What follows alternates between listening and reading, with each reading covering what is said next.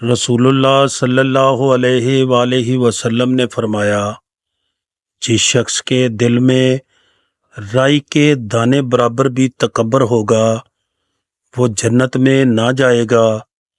اس پر ایک شخص نے سوال کیا کہ اے اللہ کے رسول صلی اللہ علیہ وآلہ وسلم، ہر شخص چاہتا ہے کہ اس کا لباس اور جوتے وغیرہ اچھے ہوں، تو کیا وہ جنت میں نہ جا سکے گا؟ اس پر رسول اللہ صلی اللہ علیہ وآلہ وسلم نے فرمایا، یقیناً اللہ تعالیٰ خوبصورت ہے اور وہ خوبصورتی کو پسند فرماتا ہے۔ تکبر کا مطلب یہ ہے کہ بندہ حق کو ٹھکرا دے اور لوگوں کو حقیر سمجھے۔